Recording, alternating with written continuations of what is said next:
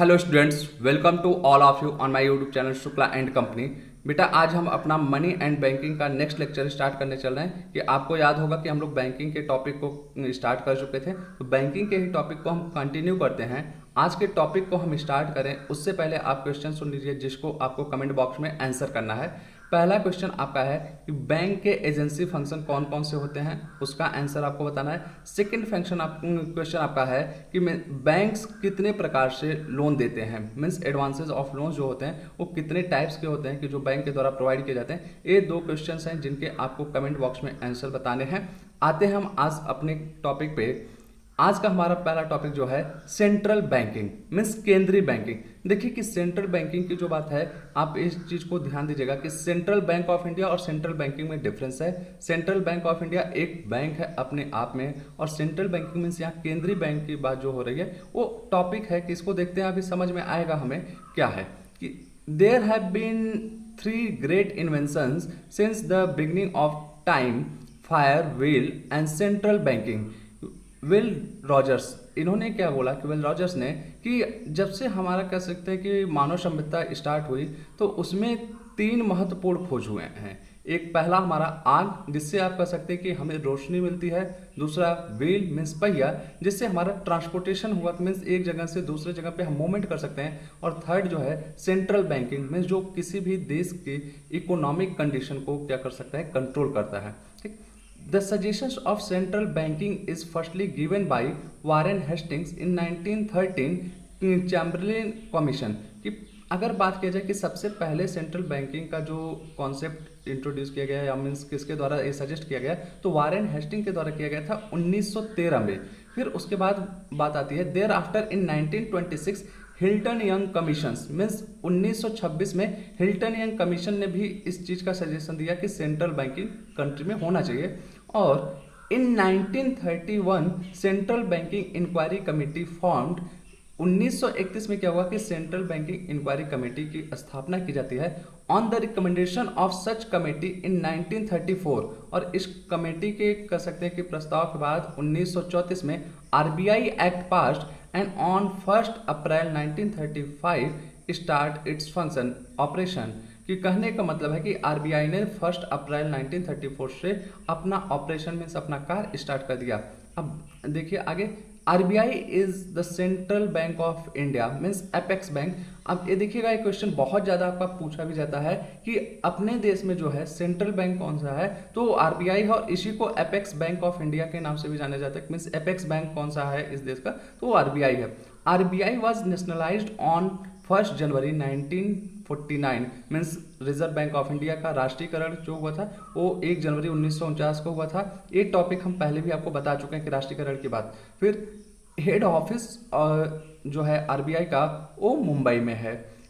Current governor Shaktikanta Das हैं आपके, कि जो कह सकते हैं कि 12 दिसंबर 2018 को इनका अपॉइंटमेंट किया गया। और अगर हम बात करें कि इनके पहले कौन से, मीन्स हम कह सकते हैं कि हमें कम से कम 2-3 गवर्नर के बारे में जानकारी रखनी चाहिए कि जो करंट से रिलेटेड करते हैं। तो शक्तिकांत के ठीक पहले जो थे कि आप कह सकते हैं कि उर्जित पटेल थे, और उर्जित पटेल के जस्ट पहले जो थे Raghuram Rajan. Means in 3 governor के बारे में आप याद रखिए कि किसी के बारे में भी पूछा जा सकता है, लेकिन करंट में हमारे जो है दास जी हैं। ठीक, अब चलते हैं आगे। Central banking is always inspired by the spirit of national welfare. कहने का मतलब कि जो हमारे किसी भी देश की हम कहें की बात कि जो वहाँ का केंद्रीय बैंक होता है वो राष्ट्र की कह सकते हैं कि इकोनॉमिक डेवलपमेंट के बारे में, या कहें कि सोशल वेलफेयर को ध्यान में रखते हुए कार्य करता है। वो किसी एक पर्टिकुलर चीज पे इंडिकेट नहीं होता है, मीन्स कोई एक पर्टिकुलर ऑब्जेक्ट उसका नहीं होता है। वो हमेशा जो होता है कि किसी भी कंट्री में जो भी वहाँ का सेंट्रल बैंक होगा वो पूरे कंट्री का इकोनॉमिकल, सोशल, हर तरीके का डेवलपमेंट का ध्यान में रख के कोई भी रूल्स एंड रेगुलेशन फॉर्म करता है। No competition with members banks. कि कहने का मतलब है कि जो अदर बैंक्स कंट्री में ऑपरेट करते हैं उनसे कोई कंपटीशन इसका नहीं होता है। ठीक, अब बात करें functions of RBI means RBI के कौन कौन से कार्य हैं। तो मोनोपोली ऑफ नोट इशू।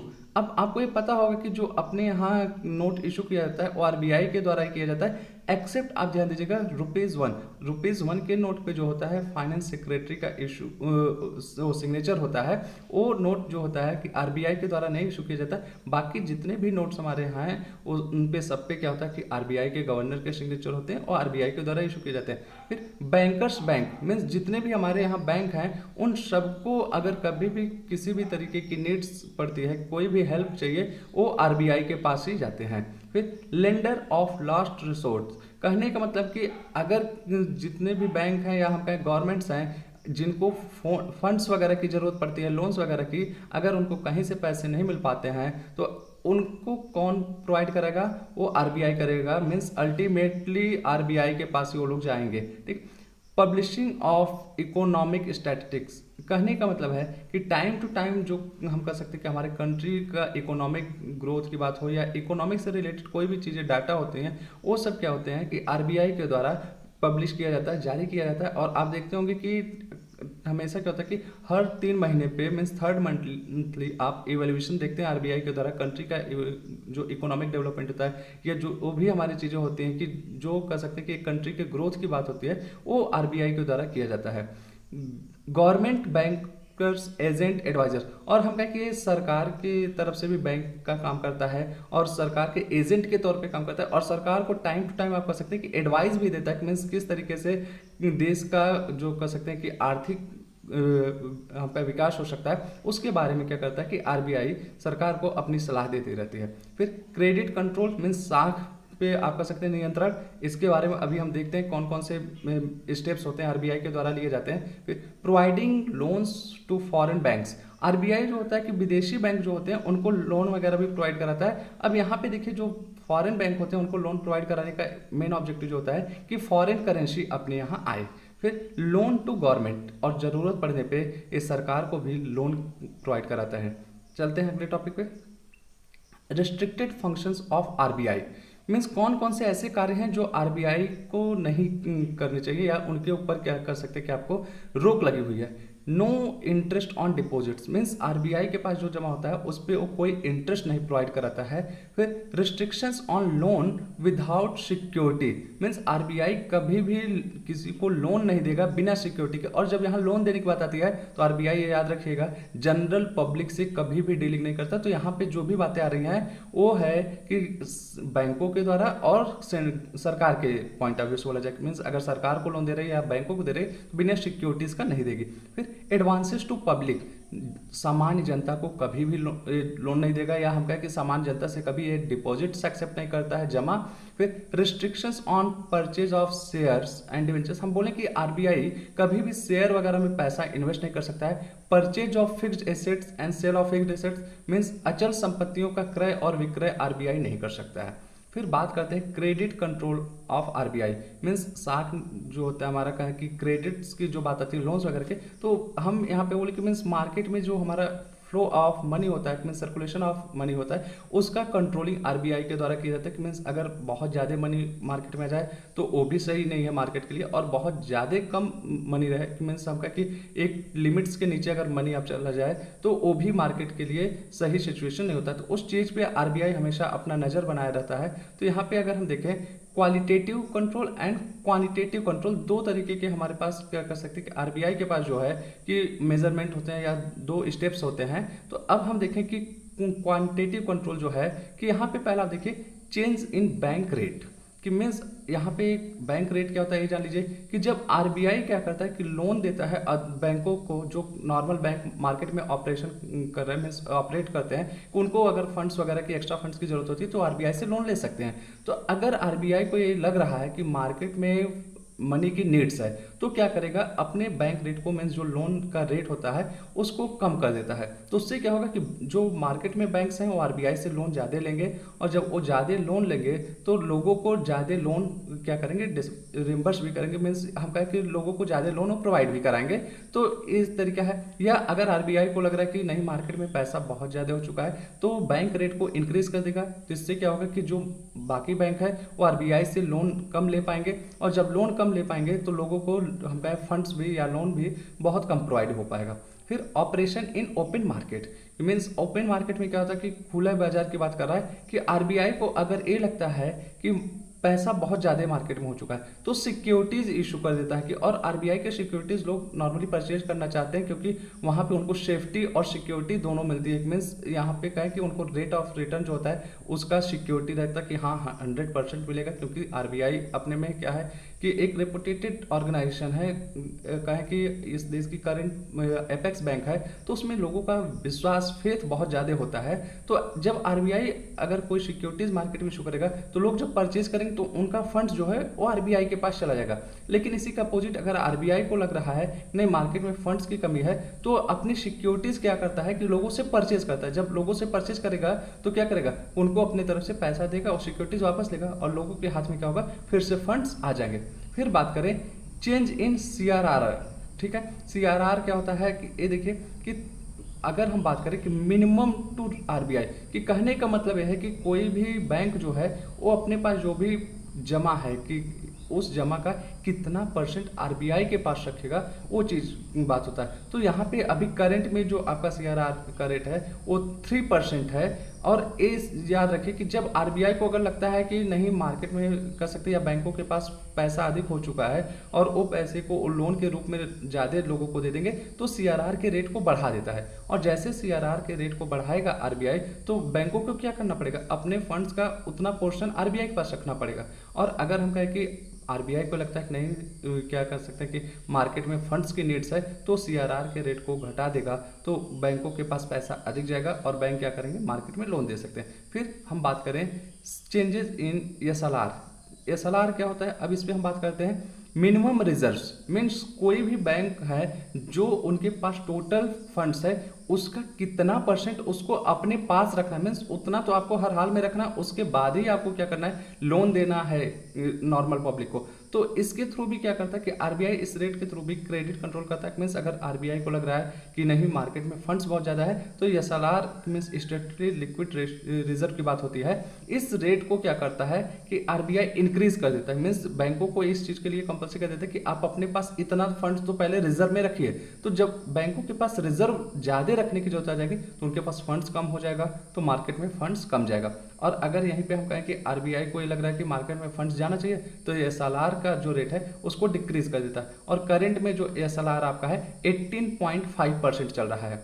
फिर रेपो रेट की बात है कि लोन टू बैंक्स, मीन्स जब यहाँ पे बात आती है कि अगर बैंक जो लोन दे रहे हैं, मीन्स आरबीआई के थ्रू जो लोन जा रहा है, कि अगर ये देख रहा है कि आरबीआई कि लोन के थ्रू पैसा बहुत ज़्यादा मार्केट में चला जा रहा है, ठीक है, तो इस चीज़ को कंट्रोल करना चाहता है, तो जो रेट है रेपो रेट कह सकते हैं कि यहाँ पे उसको इंक्रीज कर देगा। तो जब इंक्रीज करेगा रेट को, तो उससे क्या होगा कि लोन कर सकते हैं लोगों के बीच में लोन लेने की प्रवृत्तियाँ कम होगी या बैंकों के द्वारा लोन लेने की प्रवृत्तियाँ कम हो जाएगी, क्योंकि जब आरबीआई रेपो रेट बढ़ाएगा कि अपने लोन के रेट को बढ़ाएगा, तो वहीं पे क्या होगा कि बाकी बैंक्स भी जो होंगे वो भी रेट ऑफ इंटरेस्ट बढ़ा देंगे, क्योंकि जब उनको ज़्यादा पे करना है तो वो भी क्या करेंगे, एक तरीके से कि अपने को ज़्यादा इंटरेस्ट चार्ज करने लगेंगे।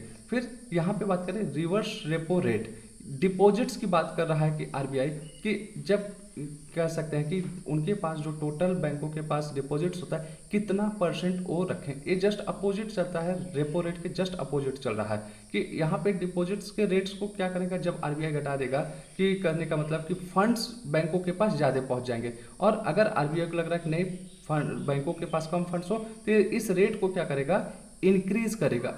और करंट में अगर हम बात करें आरआर जो आपका है मीन्स रिवर्स रेपो रेट 3.35% है।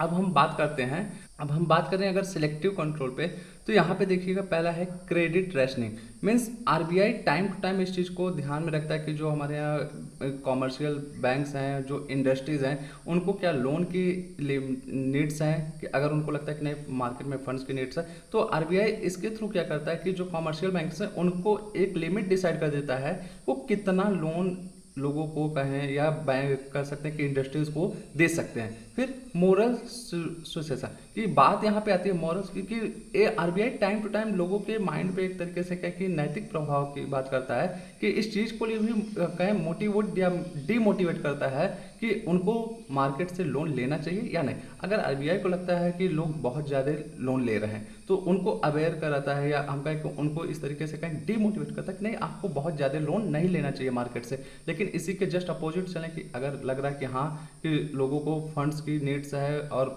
इकोनॉमिक ग्रोथ की ज़रूरत है, तो वहाँ पे इस एक तरीके से हम कहें कि लोगों के माइंड पे एक तरीके ऐसा प्रभाव डाला जाता है कि वो लोन लेने के लिए मोटिवेट हों। फिर इसी तरीके से आप कह सकते हैं कि एडवर्टीजमेंट मीन्स कर सकते हैं प्रचार के थ्रू, कि आरबीआई इस अपने तरफ से बहुत सारे डाटा वगैरह भी क्या करता है कि लोगों के बीच में जारी करता है, बहुत सारे आर्टिकल्स प्रिंट कराता है, जिसके थ्रू वो इस चीज़ को बताने की कोशिश करता है कि मीन्स लोगों को लोन लेना चाहिए या नहीं लेना चाहिए, और फिर जो कंट्री की इकोनॉमिक कंडीशन है वो किस तरीके से है, उसी के अकॉर्डिंग क्या करते हैं कि लोग कह सकते हैं कि एक तरीके से लोन लेने के लिए मोटिवेट होते हैं, डीमोटिवेट होते हैं। फिर डायरेक्ट आंसर एक्शंस, फिर टाइम टू टाइम क्या करता है कि आरबीआई की सीधा आप कह सकते हैं कि हस्तक्षेप करता है कि अगर कोई भी बैंक वगैरह जो है कि बहुत ज़्यादा लोन दे रहे हैं या लोग बहुत ज़्यादा लोन लेने के लिए उत्सुक हो गए हैं, तो ये क्या है कि आपका क्वांटिटेटिव आपका कंट्रोल है कि जो आरबीआई क्या कर सकती है कि अपने तरीके से चलाती है। तो ये बेसिकली है। और इस चीज़ पे हम एक चीज़ को और आपको क्लियर करते हैं कि अभी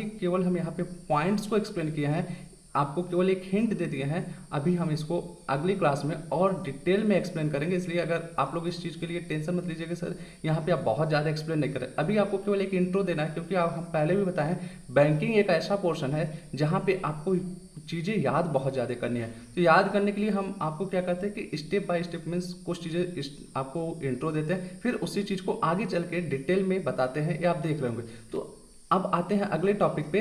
यहाँ पे भी हम आपको आज क्या याद करने वाला पोर्शन बता देते हैं, मीन्स कुछ चीज़ें और बताते हैं जिससे आपको याद करने की जरूरत पड़ेगी। कि देखिए यहाँ पे हमने 4 कॉलम बना दिया, year, name, full form and head office.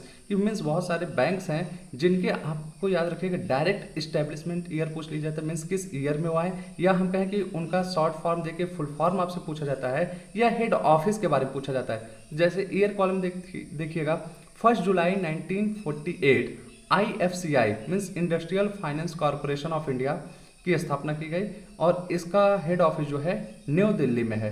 फिर 5 जनवरी 1955 ICICI industrial credit and investment corporation of India limited, इसका हेड ऑफिस मुंबई में है। और ICICI के बारे में याद रखिएगा, बहुत ज़्यादा पूछा जाता है इसका ईयर या इसका हेड ऑफिस या इसका फुल फॉर्म, और सबसे ज़्यादा इसके कन्फ्यूजन जो होते हैं फुल फॉर्म्स में होते हैं, तो इसके फुल फॉर्म को बहुत अच्छे से आप देखिएगा। फिर अगला आपका जो 1 जुलाई 1954 IDBI industrial development bank of India, इसका भी हेड ऑफिस मुंबई में है। और आप देखेंगे कि जितने हमारे यहाँ बैंक्स वगैरह हैं मैक्सिमम का क्या होगा कि हेड ऑफिस मुंबई में मिलेगा। इसीलिए आप देखे होंगे अक्सर हम लोग क्या कहते हैं मुंबई को आर्थिक राजधानी बोलते हैं अपने देश की, क्योंकि वहाँ पे जो हम कह सकते हैं कि हमारा जो इकोनॉमिक कंट्रोल बहुत ज़्यादा होता है, कि वहाँ से कहें कि इंडस्ट्रीज़ हैं बहुत ज़्यादा, बैंक्स का हेड ऑफिस है, हर चीज़ वहाँ पे है। ठीक। फिर 8 फरवरी 1964 UTI unit trust of India, इसकी स्थापना हो गई। और ये ध्यान दीजिएगा कि इसका ऑपरेशन जो स्टार्ट होता है वो जुलाई 1964 मीन्स उसी ईयर में जुलाई से अपना ऑपरेशन स्टार्ट करता है और हेड ऑफिस मुंबई में है। फिर 1956 LIC life insurance corporation of India, इसका भी हेड ऑफिस मुंबई में है। फिर 1 जनवरी 1982 Exim export import bank, head office Mumbai में। फिर 9 जुलाई 1988 NHB means national housing bank, head office new Delhi में। NHB का देखिएगा न्यू दिल्ली, अभी तक जितना हम लोगों ने देखा 2 हेड ऑफिस हमें न्यू दिल्ली में दिखे हैं, IFCI फर्स्ट पे जो आपका था, फिर NHB का। फिर अगला जो आपका है 1972 नवंबर 22 मीन्स 22 नवंबर 1972 को GIC general insurance corporation of India, इसका हेड ऑफिस आपका जो है मुंबई में। तो आज के लिए इतना आपको हम देते हैं, फिर अगले क्लास में और चीज़ों के बारे में फुल फॉर्म्स बताएंगे, इस्टेब्लिशमेंट ईयर बताएंगे, और इन सब में से कुछ बैंक्स ऐसे हैं जो हमारे लिए इंपॉर्टेंट है, उनके बारे में हम आने वाली क्लासेस में भी क्या करेंगे डिटेल में डिस्कस करेंगे कि उनके ऑब्जेक्टिव्स क्या हैं, क्यों फॉर्म किए गए हैं, बाकी उनके बारे में जो भी हमारे एग्जाम के पॉइंट ऑफ व्यू से इंपॉर्टेंट पॉइंट्स होगा उसको हम डिस्कस करेंगे। तो मिलते हैं अगले क्लास में, तब तक के लिए गुड लक, थैंक यू।